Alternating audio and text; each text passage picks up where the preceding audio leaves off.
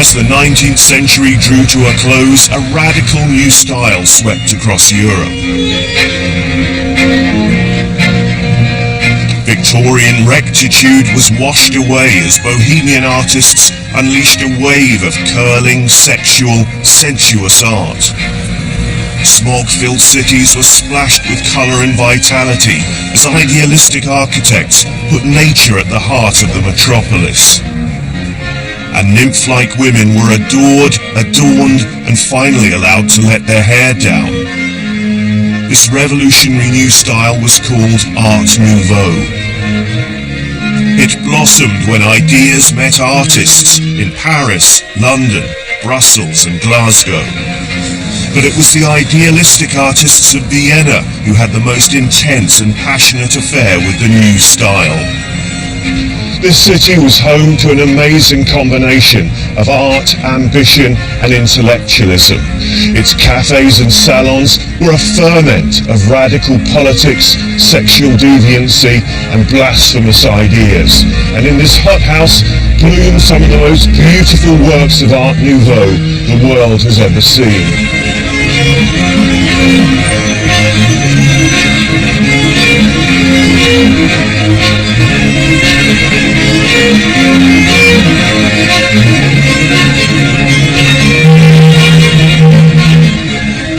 This story of Viennese Art Nouveau is a story of beauty in an ugly time.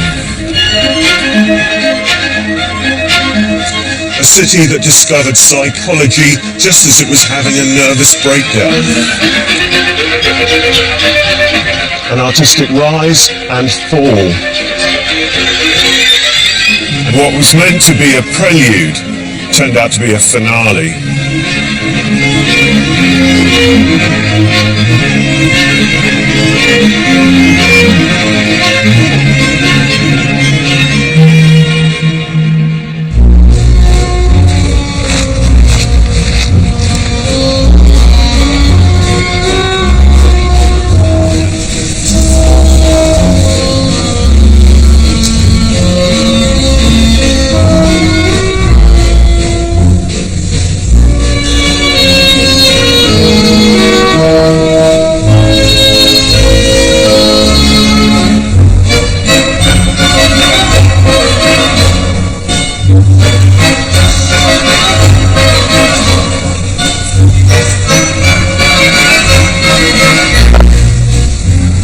You know, every year millions of us come here to Vienna to look at Klimt's The Kiss. It's an absolute tourist must. You like that? Yes. Yeah, it's good. For most on the Viennese tourist trail, it's all kiss and no tell. But there's so much more than Klimt. There was the architect Otto Wagner, whose decorative buildings transformed the city. There was the designer Joseph Hoffmann, whose exquisite geometric patterns redefined Art Nouveau. And there was an eccentric supporting cast of renegade artists. Together, they dared to take on the establishment and won their creative freedom. The whole world flocks to Vienna to see the fabulous Art Nouveau. And what's more, everybody gets to take a little bit home with them too, in the shape of a fridge magnet, a dish towel, or some souvenir like that. Klimt Barbie, anyone? No? But to go home with a deeper understanding of the art and the city, we have to leave the gift shop behind and ask ourselves, who were these eclectic artists? What caused an old European city to embrace a radical new style? Well, the story begins with a bizarre catalyst in the 1880s, when a terrible tragedy, a right royal scandal, forced the city to re-examine its precious Viennese values. Let me take you back to the days of old Vienna.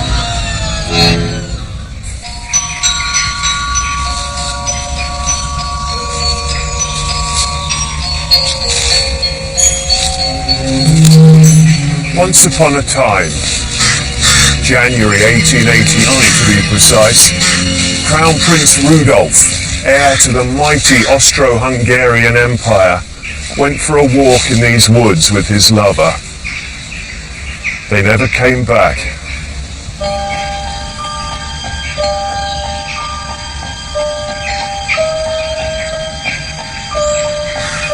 It was complicated. His lover wasn't his wife. Rudolf was in an arranged aristocratic marriage, but unhappy. No, she was the teenage Baroness Marie Vetsera, who adored her prince, but their affair ended in horror. He took out a gun and murdered his mistress before turning the weapon on himself. The death of the Crown Prince triggered a cultural crisis. Vienna was shocked to its very core. Thinkers and artists like the designer Josef Hoffmann, architect Otto Wagner, and painter Koloman Moser met in the cafes and bars and wondered what had happened to the city's moral compass. It was a seismic scandal in a turbulent time, and the shockwaves made the traditional Viennese values look increasingly fragile and old-fashioned. There was a very stifling conventionality, very stifling official culture, this imperial rigidity, the picture of the emperor everywhere, overlooking every room. But at the same time, there were people simply exercised their life choices, but that had to be away from what is admitted publicly. You were not supposed to touch your wife in public, but you could have a lover somewhere installed in a little apartment, as long as it didn't become public. So there was a sort of institutionalized hypocrisy. The imperial identity was very important, but it was really a paste on. It was a facade, if you want. You had to have the official facade that was not questioned, and what you did behind it was your own business. Up to you. Behind the facades, the city was daring to question its long-held assumptions. Shouldn't Viennese art be celebrating sensuality rather than denying it? Should its artists not be more honest about psychology, sex and death? After all, in other European capitals, artists were daring to try something new. La Belle Époque era Paris was in the thrall of what they called L'Art Nouveau. In Glasgow, Charles Rennie Mackintosh was designing his inspirational school of art. And with new printing presses rolling, influential art journals from across the continent made their way back to the banks of the Blue Danube. Viennese artists were desperate to waltz to a new beat. Come on, people, get with the program. It's the 1890s. The age of mass rail travel, popular printing presses, and international exhibitions. Do you come here often? You're a lovely mover. An idea could take off in Europe and sweep through the continent in literally months.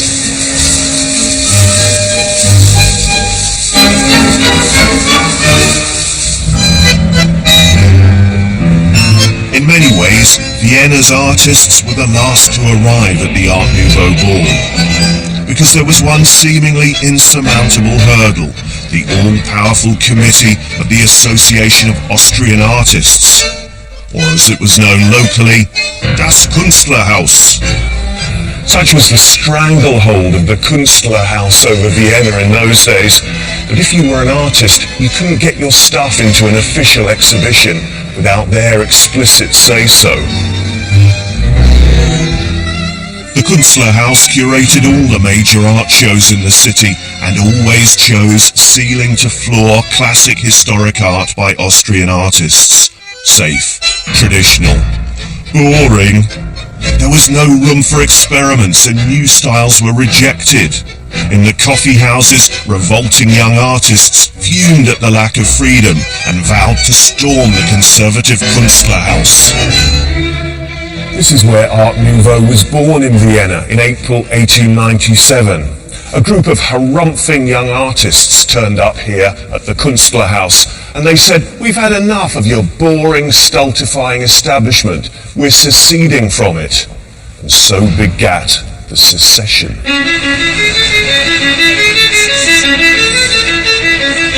It was a pivotal moment for Viennese art. The secession would change everything.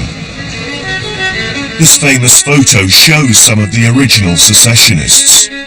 They include Emil Orlik, a graphic illustrator who'd worked for the prestigious Pan magazine. Karl Moll, who at this point was an idealistic painter but would end up a fervent Nazi. And Maximilian Kurzweil, a painter who'd later succumb to the same fate as the Crown Prince when he shot his lover and then himself. They may have looked confident. The picture makes them look like some kind of obscure, cool indie band, but the secession was a huge risk. Without the Künstlerhaus, the secessionists had nowhere to exhibit, no commissions, and risked artistic ridicule. They desperately needed a credible figurehead, so they approached the rising star of Viennese art and asked him to act as their president. Gustav Klimt became the best known, the most celebrated painter in Art Nouveau, but he began life as just another late classic historical artist. The young Klimt began painting in the 1880s, initially churning out the sort of establishment art cherished by the great and the good, like this ceiling panel in the Berg Theatre. And by the way, check out the figure towards the back, in the beard and the ruff, looking slightly off. That's a rare self-portrait of the young Gustav Klimt. But in 1892, Klimt was traumatized by the death of his beloved brother and of his father. He rejected conservative ideas and began to explore a new style. A couple of years later, he was commissioned by Vienna University to paint 4 inspiring ceiling panels. Sadly, the original paintings were destroyed by the Nazis, and we're left with these black and white copies. But you can still see how radically Klimt's style was changing, infused with sex, death, and the European spirit of Art Nouveau. The university hated them, but Klimt didn't care.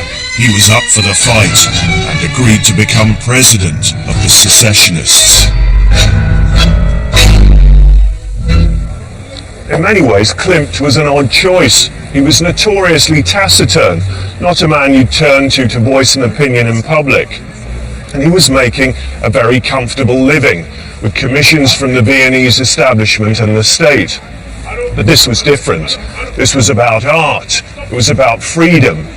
And so, taking a huge professional and personal gamble, he simply turned his back on the establishment and became president of the secessionists.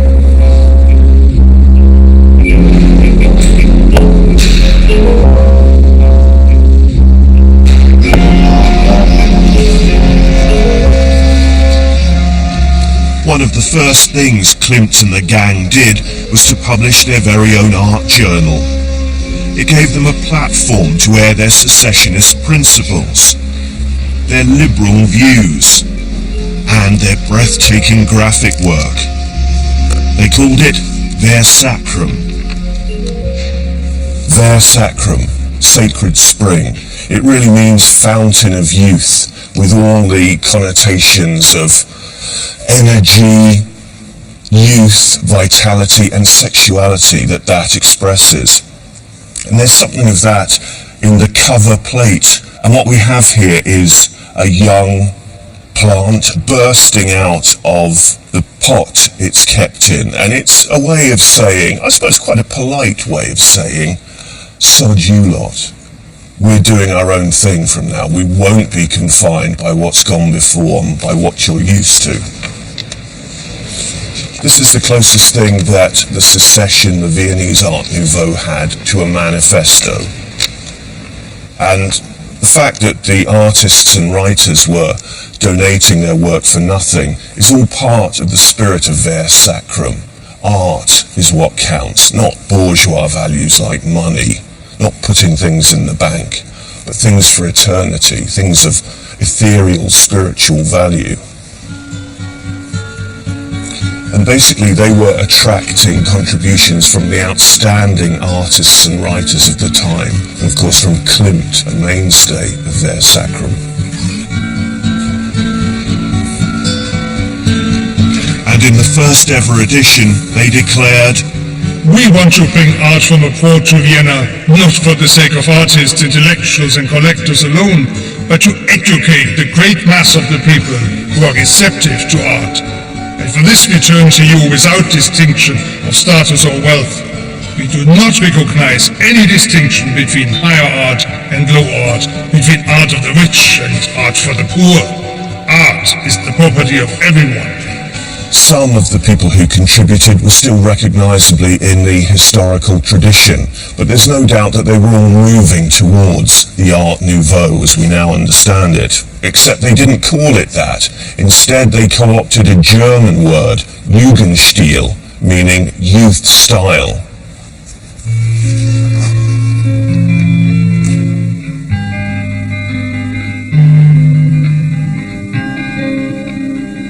Jugendstil was Vienna's unique contribution to European Art Nouveau. There were influences from Japan, from France, disparate elements built upon one another. Like all European Art Nouveau, Jugendstil was sexual, dare I say it, even a little bit playful and camp. There was no hierarchy. Craft and graphic art were as important as the painters and sculptors. And in Vienna, the curves owed as much to geometry as they did to botany. But ultimately there were no rules or diktats, as the secession was founded on the principles of artistic freedom. I wanted to show you especially one painting. Wilhelm Bernatzik, he's one of the founding members. So whilst works by artists like Wilhelm Bernatzik might look quite traditional to the modern eye, the descent is in the detail. And this painting represents one aspect which was very important to the secessionists. It was a new beginning in art, and what they wanted to express is inner feelings which had been suppressed very much. So it's not a naturalistic depiction of things which we can find in a landscape, but it's about the inner feeling which comes up when you contemplate this scene. What kind of things would you say the secessionists had in common? What united all the secessionists was the wish to educate the public. So what they wanted is to elevate taste, elegance, so to say. So they wanted to bring in international art. They tried to confront Austrian art with international art, which up to that point hadn't been seen very much. As Art Nouveau arrived from across the continent, artists like Koloman Moser, who'd spent years debating the merits of the style with his fellow cafe conspirators, finally had the chance to create a distinctive Viennese version. This is a painting over here by Koloman Moser, and he was the multi-talent of the secession. As you know, he was a designer of furniture. He was one of the greatest graphic designers of the time. He was one of the major figures of the Asacrum of the legacy, and he was a painter. Many of his paintings in profile are very frontal, very simple, and this reduction is quite a typical aspect of the secession. Another one would be the square format, the thin frame, aspect of elegance which were important to the secessionists. What else should we see? Why not? Freed from a strict diet of Austrian historic painting, the secessionists eagerly embraced Art Nouveau. They experimented with styles, surface and symbolism, and they explored sexuality, mortality and human frailty. Jugendstil was a new art for a new era. And when the secessionists founded their new movement, it was so important to them that they could speak with different voices. And that's why you really have a variety of expressions in the first years of the secession. So in this regard, this was really a break with things that had gone on before.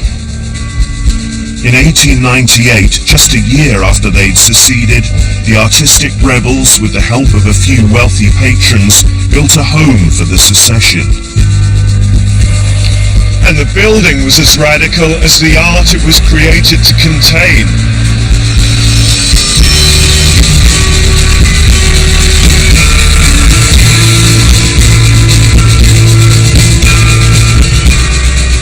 Significantly, the Secession building is away from grandiose establishment buildings on Vienna's main Ringstrasse. On the roof, there's a dome decorated with 3,000 gold-plated laurel leaves. But there are no windows looking onto the street. It's as if the gallery invites you to step inside, to look deeper, to be introspective. And maybe that's no surprise, because the architect Joseph Olbrich said he wanted to erect a temple of art, which would offer the art lover a quiet, elegant place of refuge. Inside, there was another shock for visitors.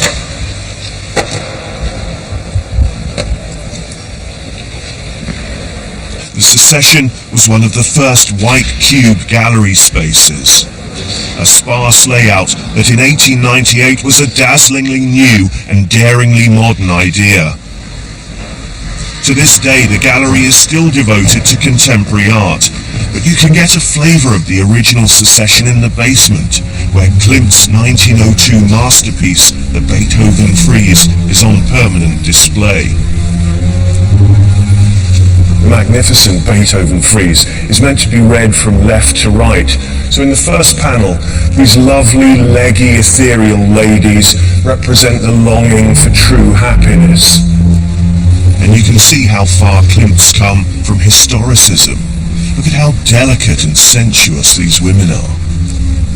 The mood changes a little further along. These unclothed figures are the sufferings of weak humanity, and they're petitioning the knight in his wonderful golden chainmail, his armour, to take on their struggle.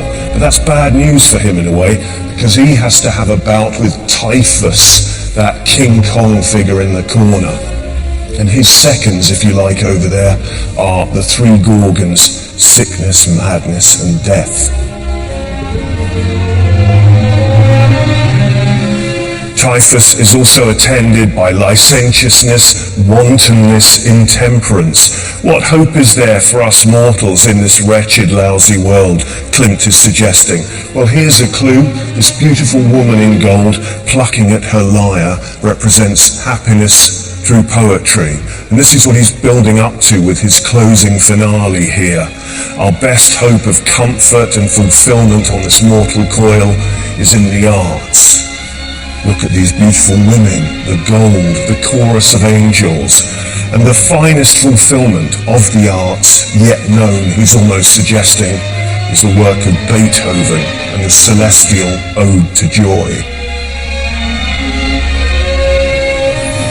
On the opening night, Mahler put on a special rendition of Ode to Joy.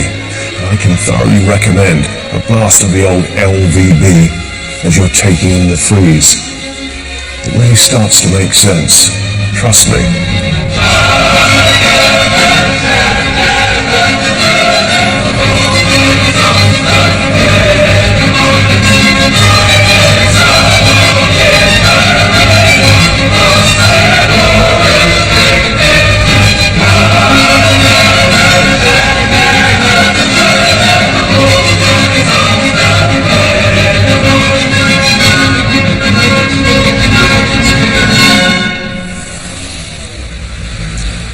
Most tellingly, the iconic building was emblazoned with the most cherished belief of the whole secessionist project. Above the door, in big gold letters, it reads, "De Zeit ihrer Kunst, de Kunst ihrer Freiheit," which of course translates as, "To the age its art, to the art its freedom." So what's that all about then? Is it just a load of old guff? To the age its art. Well, here the young ones, the Jurgens still are saying, "Move over, Daddy-o, you've had your time. We refuse to be hidebound by what's gone before." To the art its freedom develops that thought. It says, "We reserve the right to pick and choose from a smorgasbord of ideas, new and old. This is a new art for a new century."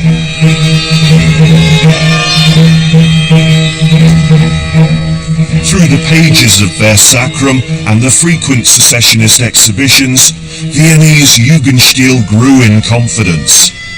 Works by Klimt, Koloman Moser and Karl Moll were widely admired and celebrated. But not everyone was delighted. When Archduke Franz Ferdinand visited the secession exhibition, he declared those rascals should have every bone in their body broken. But the Jugendstil kids couldn't care less.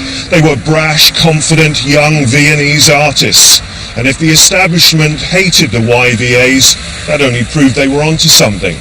Their first show pulled in getting on for 60,000 people. No wonder they were so bold.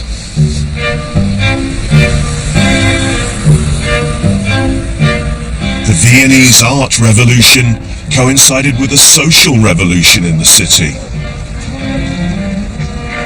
The population of Vienna doubled between 1870 and 1900, and as the city expanded, it gave the architects a chance to get in on the Jugendstil action. The most celebrated of them in the city was Otto Wagner. With years of experience, old Otto was trusted by the authorities. But he was also a teacher with a radical side to him. His students included architects like Joseph Hoffmann and the man who designed the secessionist building, Joseph Olbrich. And they seemed to inspire him as much as he inspired them. Otto Wagner was known as the secessionist, and when you look at his buildings you can see why. Look at the design, that floral motif, the ornament of it. It could almost be a painting by Klimt of a woman's dress.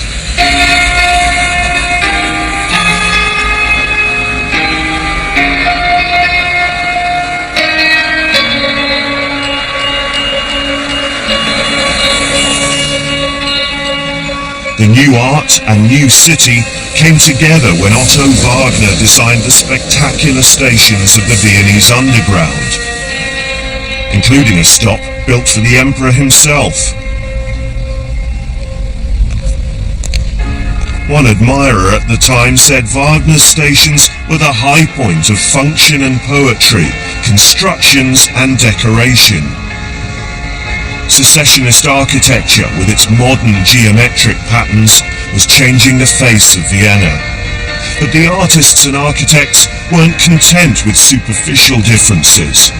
After all, they didn't want to just replace the old facade with a shiny new facade. They wanted deeper change. One word, and it's a very good word, you're going to love it, sums up the entire secession aesthetic. Are you ready? Gesamtkunstwerk. Bless you. It's a Wagnerian concept, and it means a total work of art. Because it wasn't enough to gaze at Klimt's beautiful paintings. It wasn't enough to pop into the secession exhibitions. It wasn't even enough to live in a house decorated and designed by Otto Wagner. No, for the true Jugendstil experience, you had to live a life immersed, surrounded and improved by art. You needed to live the life Gesamtkunstwerk, and that meant infusing your life with the spirit of the secession, from the Beethoven frieze to the kitchen cupboard. Christian, this looks to my untutored eye to be a fairly humdrum sort of item. Why have we stopped here? At the time, it was really revolutionary for people. We have an artist, which is Joseph Hoffmann, an architect, who bothers to design a piece of furniture for a second-class room, which is the kitchen. For us today, the kitchen has become the most expensive room of the apartment. But then no visitor would see. Also, from a formal aspect, it was revolutionary because it has no traditional decoration in it, which would be carving or molding. So the function and the construction produces the aesthetics of the cabinet. It's all about very subtle details. Why to waste them on a kitchen cupboard? Well, why did they waste them on a kitchen cupboard? That's the basic idea of the arts and crafts movement, to give the people who were most affected by the negative aspects of the Industrial Revolution a voice and a beautiful surrounding. The cabinet was made by the Wiener Werkstätte, a collection of Vienna's finest artists, artisans and craftsmen. The Wiener Werkstätte, Vienna workshop, was founded in 1903 by two of the original secessionists. The always impeccably dressed Joseph Hoffmann, an architect and designer who began with big idealistic ideas about kitchen cabinets improving the lives of servants, and his friend Koloman Moser, the great all-rounder, who painted for the secession and was instrumental in Ver Sacrum.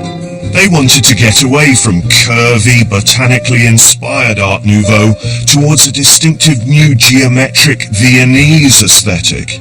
In fact, Hoffmann's obsession with grid-like patterns earned him the perhaps uncool nickname Little Square Hoffmann. Together, Hoffmann and Moser ran the Wiener Werkstätte, infusing Jugendstil principles into the furnishings and objects of everyday life. Now this looks very different. Can you tell me about this? Okay, indeed it is extremely different, and it marks a period where all the social idealism is gone, and it's all about the artist wanting to realize his creative idea. They could have carved this, or they could have made the inlay out of flowers, but they chose this very simple band, and it's about honesty, simplicity. It didn't matter if the art was old or new, they wanted artistic expression again. The Werkstätte was proud of its perfectionism, declaring better to work 10 days on one product than to manufacture 10 products in one day. Despite Hoffmann's early democratic intentions, it soon became clear that it was only the very rich and the very adventurous who could afford the Werkstätte's stamp of perfection. This egg cup and the pepper caster are one of the most fantastic objects the Wiener Werkstätte ever produced. Really? Today, again, we take them for granted, this individuality of the shape. But for people at the time, they must have looked like aliens. And it looks like a flying saucer, this egg cup. And no ornamentation on it, just the cut-out squares. And this was an extremely expensive luxury item. If you bought this, you were really making a statement about yourself, or trying to. Is that right? Yes. You tried to tell society that you exist, and that it's like what's happening in New York today still, that you ask an interior decorator to do your apartment to make an impact on society, that you count. But even for the Viennese middle class desperate to show off, exquisite Art Nouveau furnishings were prohibitively expensive. Fortunately for the Wiener Werkstätte, they caught the eye of a financier who'd invested in the Viennese railways, a man called Adolf Stocklet. As a cultured, liberal European, Stocklet was excited by Vienna's Art Nouveau. And he was also very, very rich. When his father died, Stocklet inherited a fortune. He and his wife were already keen on the secession. Here was a chance for them to indulge their passion. In 1904, they commissioned Joseph Hoffmann to build them their dream house. It would be themed and designed right down to the egg cups. That's right, it was going to be a Gesamtkunstwerk. For the Stocklets, it was the opportunity to show off their taste and their modernity. Viennese artists couldn't believe their luck. Here was a chance to indulge their wildest excesses, money no object.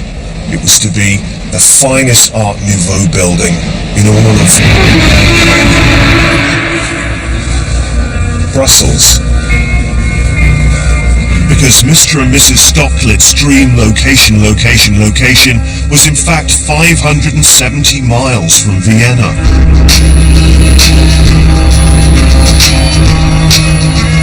Believe it or not, Brussels was one of the most exciting artistic cities of the fin de siècle.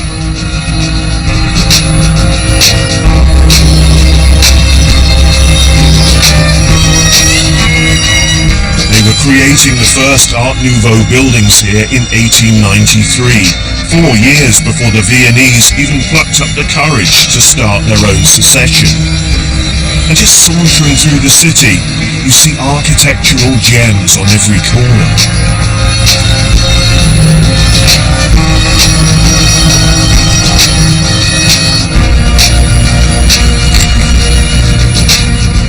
Brussels' Art Nouveau star was Victor Horta, whose innovative architecture pioneered the use of organic curls and swirls. Horta designed houses for Nouveau Riche Belgians with seaweed-like wrought iron. And he was one of the first architects to integrate all new electric light into his interior stylings. This is Victor Horta's house. It's now a museum to the old boy. Built in 1898, it's resplendent, as you see, with light, nature, organic shapes. If the Viennese architects were going to come up with anything as good as this, right here in Brussels, it would be like the toughest away game imaginable. The stocklit Palais would have to be a masterpiece. Work began on the Stocklet Palais in 1905. Every detail had to be honed, perfected. This exhibition shows the extensive preparatory work, showcasing the early plans and sketches. Viennese architect Joseph Hoffmann designed the building, and the artists of the Wiener Werkstätte furnished the interiors.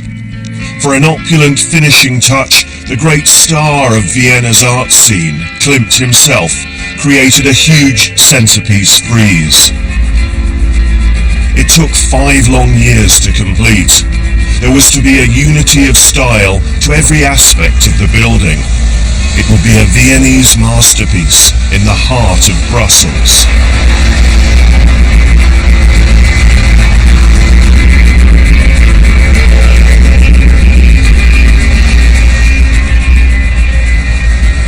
So what's the old pile like on the inside? Does that interior sing like a symphony? Is that Klimt frieze all it's cracked up to be? Sadly for the public, for historians, and yes, even for arts documentaries, the house and its contents are out of bounds, tied up in a long-running legal dispute involving Stocklet's descendants. So there's nothing else for it, is there, but to peek over the fence.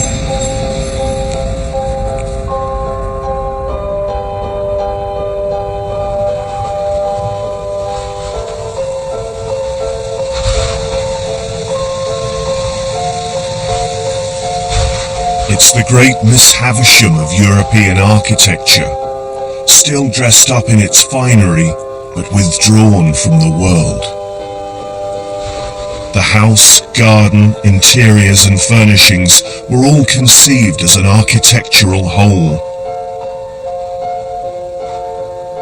Every detail, the carpet, wallpaper, glass, silverware, lighting, furniture and fittings, was designed and created in Vienna.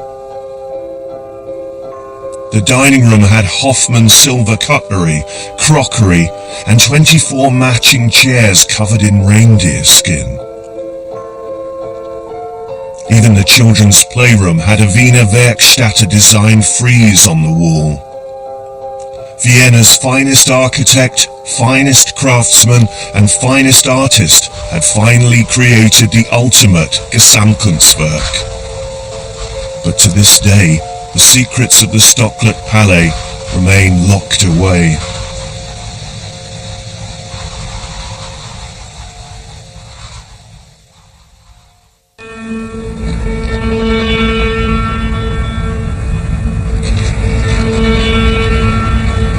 The most famous painting in Austria, the jewel in Vienna's Art Nouveau crown, the work which is synonymous with Gustav Klimt, was painted in 1908.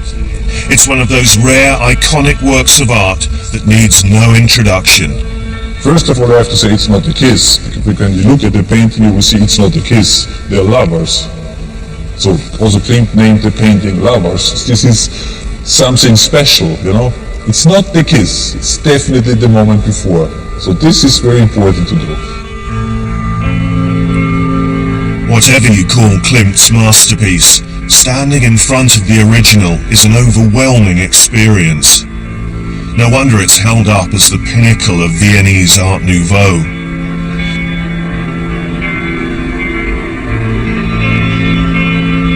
Decorative and fine arts are intertwined here, with layers of geometric patterns, ornamentation, and the use of Klimt's favourite material, gold. So the father was a goldsmith, and Klimt was used to work with gold. You can have a polished gold, you can work with leaf gold, whatever it is, you know, and with a shiny one, with not so shiny, because he had the knowledge about the material, so he used it, yeah. So he was the only one, really, he did it, yeah. More than also the Pre-Raphaelites, because the Pre-Raphaelites, they used the gold as well, but only in connection with saints, yeah.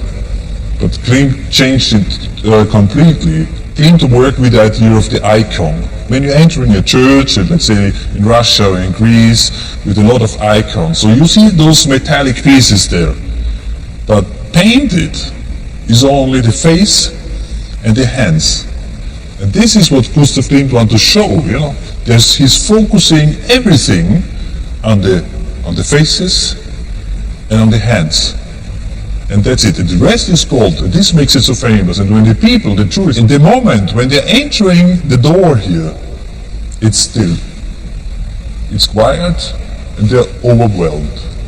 It's definitely a kind of Klimt church which we have here. What's it like seeing this painting every day as you do in your professional capacity? Can you still see it? Has it become like the furniture to you? Sometimes I hate the painting because you can see it everywhere. You see it on the umbrella, everywhere. And I always feel so there's something in the painting which I don't know. There's another secret which I didn't realize. And I have to work. There's always a confrontation between me and the painting. Every day I have these confrontations.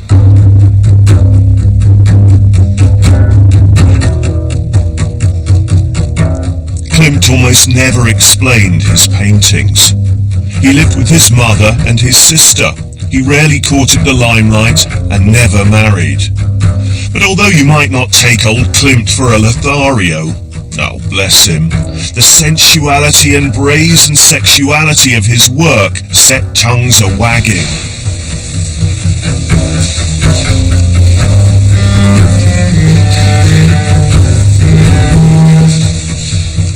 Klimt hardly ever painted men, and when he did, their faces were averted. He had countless lovers, and in the coffee shops of Vienna, they whispered about the young girls flitting through his studio. Of course, Art Nouveau had a thing about bear girls, nymphs, but Klimt was obsessed with the female form.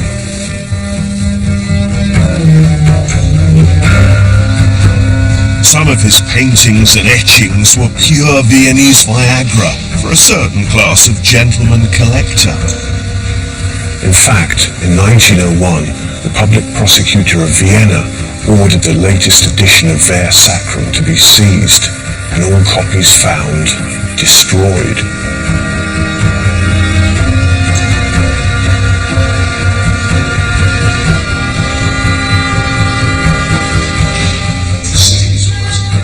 Fortunately, the court rejected the call to destroy Klimt's erotic sketches, and I've come to the storerooms of the Leopold Museum to look under their mattress. I mean, to access some of Klimt's rarely displayed material.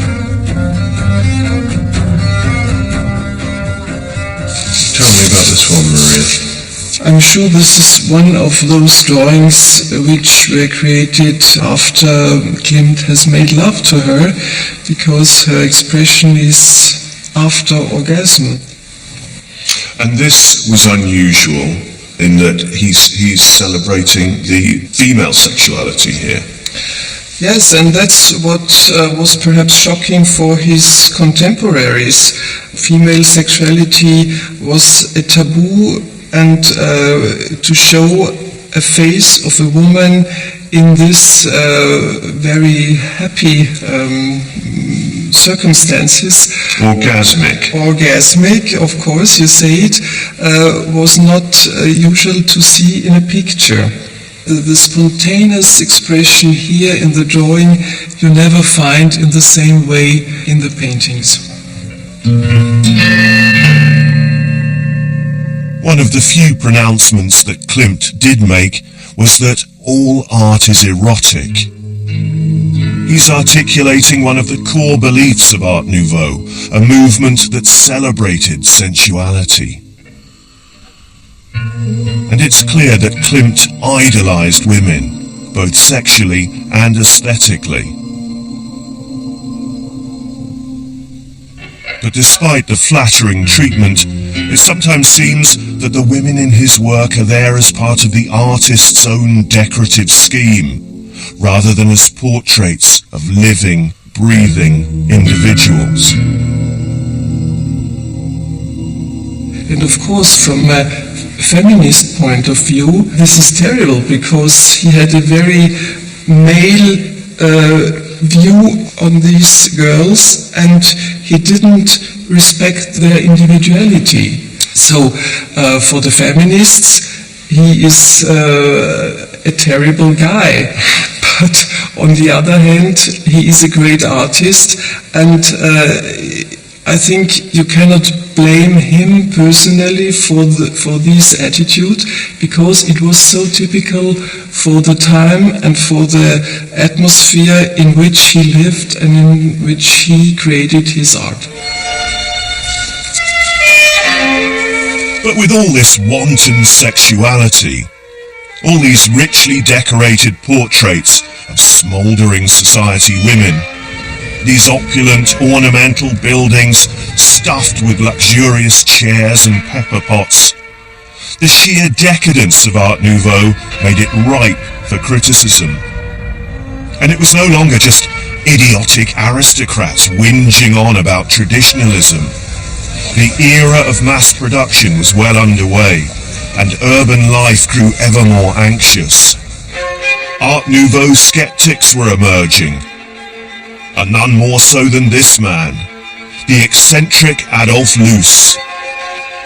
Loos was a vehement opponent of the secession. He spent 3 years in the United States and came back here to Vienna enthralled by their much more practical approach to design. He was a deep thinker and a man with a clever turn of phrase.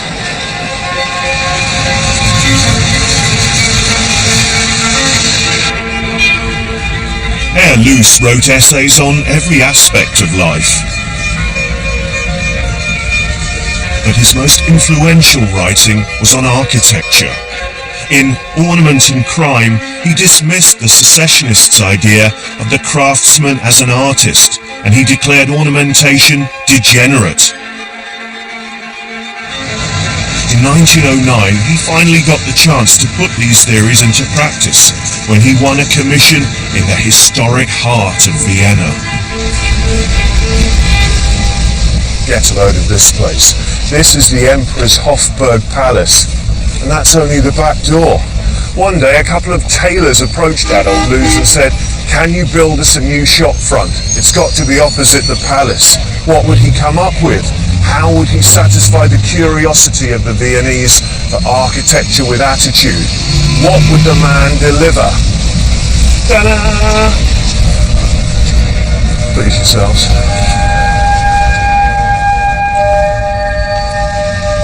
At first glance, you could be forgiven for wondering what all the fuss was about. But believe me, when it was first revealed in 1910, the Loos house shocked Vienna.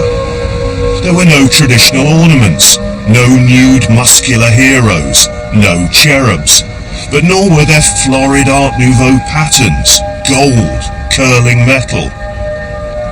To Viennese eyes, the building was naked. One wag dubbed it the house without eyebrows. That's probably funnier in German.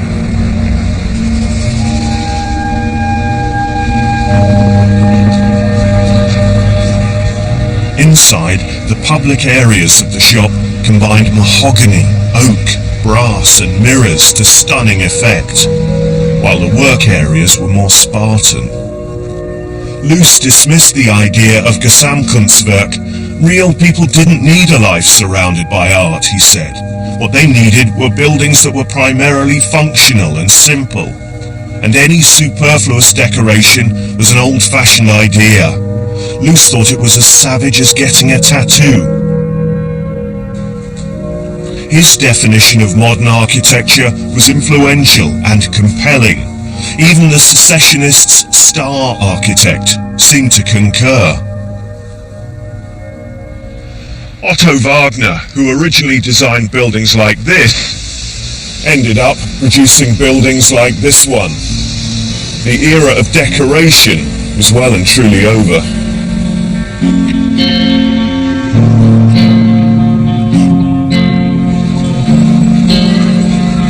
In the fine arts too, Art Nouveau was beginning to age. Nothing illustrates this better than the emergence in 1909 of the enfant terrible of Viennese art, Egon Schiele. At first, Schiele seemed destined to be the next big thing in Art Nouveau. So Frank, what are we going to see first? Well, it's quite an interesting picture, really, because although I would be the last to say it's a good painting, it's a very young Schiele. He was 18 when he did it. It's called Stylized Flowers.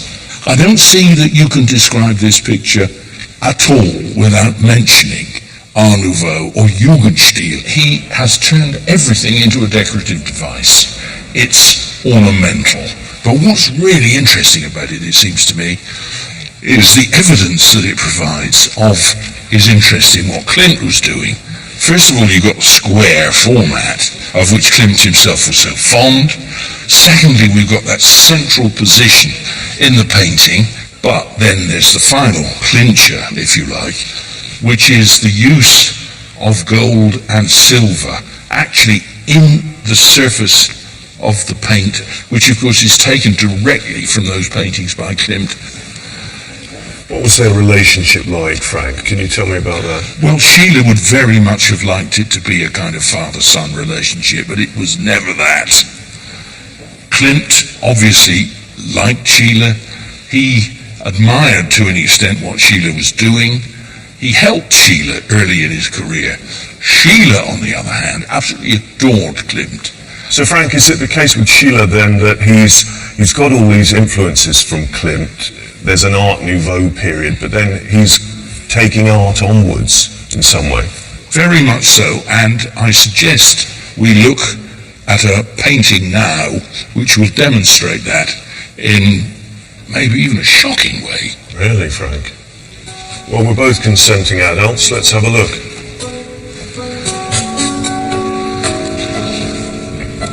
Lovemaking. Wow, that is quite full on, isn't it? It is. I wouldn't know that was the same bloke. No. And that, of course, is a self-portrait. Really? The whole point about this, really, is that he makes himself look like a corpse, and she looks like one of these rubber dolls that you, well, not exactly rubber, but anyway, you know what I'm trying to say. I have heard of them. Yes. He's dealing now with death, with melancholy, with extremes of all sorts. And he's also, of course, consciously dealing with what might be regarded as an impossible subject. He's using his work to express something which is beyond what you can see. What you can see is merely, as it were, the veil, which is cast in front of the true message of the picture. Schiele is now, particularly in a painting like this, concerned with almost everything but the surface. Frank, where did Schiele's new direction and everything else that was happening associated with him, where did that leave Art Nouveau? Was it a bit old hat by now? It was just losing relevance and losing importance, and this sort of thing was becoming, I won't say fashionable, because it never became fashionable in the same way, but it was doing all the interesting new things which Art Nouveau had long since ceased to do.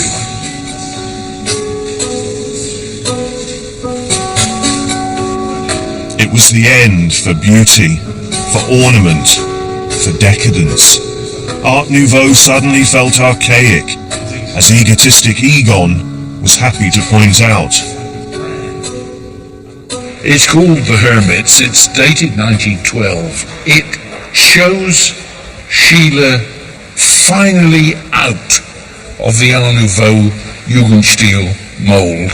There's no going back from this point. There's no going back. Looks as though Sheila is supporting the weight of Klimt on his shoulders. Klimt looks almost dead, and I think he's trying to tell us something. What's he trying to tell us? He's in charge now. Yeah. There's poor old Klimt, on whom he used to rely, who is now relying on him. It's quite a bold, even arrogant thing to be saying or painting. It certainly is, but Sheila was, in terms of modernism, not much farther ahead than Klimt was. I do see Klimt as being, as it were, the end of something rather than the beginning of something. He belongs as much to the 19th century as to the 20th century. There's nowhere else really for him to go. The work of Sheila and Luce heralded the end for Viennese Art Nouveau. And by 1918, Otto Wagner, Gustav Klimt and Koloman Moser were all dead, and the Austro-Hungarian Empire had ceased to exist. There's an argument that the Art Nouveau that flourished on the banks of the Danube here wasn't a new wave so much as the last eddies of the old. True, they banged on about being young. They were the Jugendstil, remember? And they dealt with trendy things like sex and psychology. But the whole design movement here remained essentially the plaything of the rich and the well-to-do.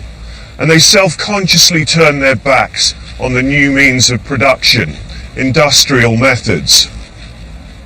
After the stinging criticisms of Lewes, the idea of paying a craftsman to spend 10 days making you an egg cup or a stool seemed frankly laughable.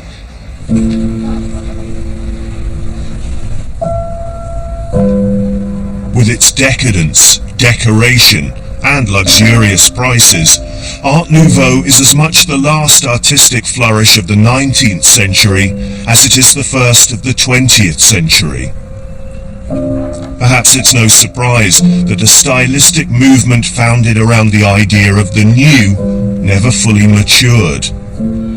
The style had bloomed in cities like Vienna, Paris, Brussels, Glasgow, Prague, Barcelona, and was built around a myriad of modern ideas about what art was for. But just a decade or so after its spectacular rise, it died out throughout the continent. With the advent of the First World War, Art Nouveau's international style was deemed unpatriotic, foreign, and disowned by both sides of the conflict. And by the 1920s, Adolf Loos's radical ideas inspired modernist movements like the Bauhaus to reject all decoration and embrace functionalism. Fine art was enthralled to Picasso, Cubism, abstraction. And for decades Art Nouveau was dismissed by both modernists and traditionalists, its buildings neglected, its art ignored. In fact, it wasn't until the 1960s that a new generation began to rediscover and celebrate European art's fin de siècle moment. And after so much darkness in 20th century Austria, celebrating the golden era of Klimt, Wagner and the Wiener Werkstätte has become vitally important to the image of the city. Young couples snuggle up in front of the Kiss. Tourists learn the story of the secession. And every day thousands of Viennese commuters pass through Otto Wagner's sumptuous stations. A multi-million-pound tourist industry is now built around the story of the secessionists. Klimt, Hoffmann, Wagner, Moser and Sheila take a bow. It strikes me that Viennese Art Nouveau was as much about artistic freedom as it was fancy buildings and naked ladies. To every age its art, and to the art its freedom. A century on, that still sounds like a radical manifesto. And if we ever lose sight of that, well then it really is good night Vienna. Good night Vienna, you city of a million melodies. Exploring another idyllic Italian garden with Monty Don here on BBC4 this weekend, heading to the wealthy north of Italy at 8 on Saturday. Next tonight, though, another chance to catch the first part of our brand new series on man's favourite materials with metal, how it works, in just a few moments.